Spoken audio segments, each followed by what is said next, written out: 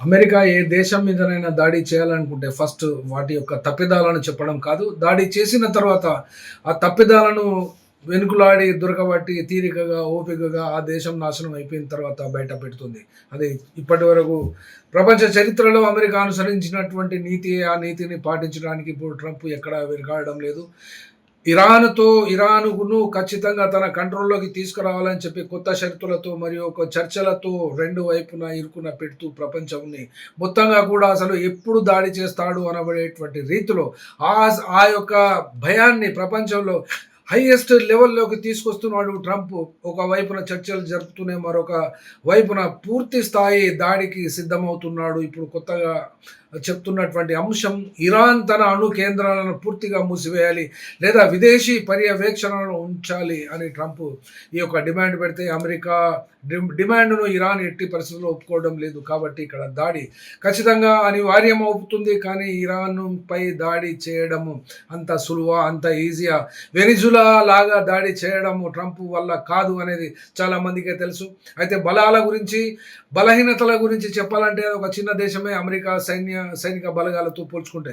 కానీ అమెరికా బలహీనతలు ఏమిటి అనే విషయాలే కనుక చూసినట్లయితే గల్ఫ్‌లో మోహరించి ఉన్నటువంటి కేంద్రాలు ఫస్ట్ వస్తున్నాయి. తర్వాత ఇజ్రాయెల్ దేశమే అమెరికా యొక్క అతి పెద్ద బలహీనత. ఆ యొక్క బలహీనత మీదనే ఇరాన్ దృష్టి పెట్టింది. దానిపై దాడి చేయడానికి కంప్లీట్‌గా తన యొక్క సైనిక పటాలాలను మరియు తన దగ్గర ఉన్నటువంటి కాంటినెంటల్ బలాస్టిక్ మిసైల్స్‌ను వ్యవస్థను కూడా సిద్ధం చేసుకున్నది. తర్వాత హార్మూజ్ సంధి. ఈ హార్మూజ్ సంధి నుండి ప్రపంచానికి చమురు సరఫరా అయ్యేటువంటి 20-30% పెట్రోలియం ప్రొడక్ట్స్ అక్కడి నుండే పోతుంది. కాబట్టి అక్కడ తన యొక్క సైనిక బలాన్ని అక్కడ మోహరించి ఉంచింది. కాబట్టి అమెరికా ఎప్పుడైనా ఇరాన్ మీద దాడి చేస్తే ఆ యొక్క హార్మూజ్ సంధిని మూసేస్తే ప్రపంచంలో ఉన్నటువంటి రిజర్వ్స్ అనగా పెట్రోలియం ప్రొడక్ట్స్ రిజర్వ్స్ అన్నీ అయిపోతాయి.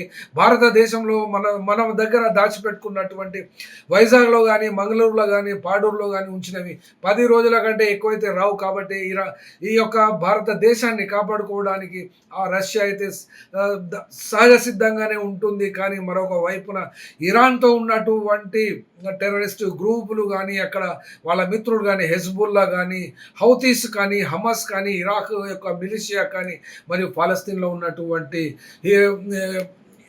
ఈ యొక్క జిహాదీ గ్రూప్స్ ఇవన్నీ కూడా ఇజ్రాయిల్ మీద దాడి చేస్తవి. తద్వారా అమెరికా మీద కూడా దాడి చేస్తవి. కాబట్టి ఇరాన్‌తో పెట్టుకుంటే వియత్నాంతో పెట్టుకున్నట్టుగానే ఇక్కడ చరిత్ర రుజువు చేసే అవకాశాలైతే మెండుగా కనబడుతున్నవి.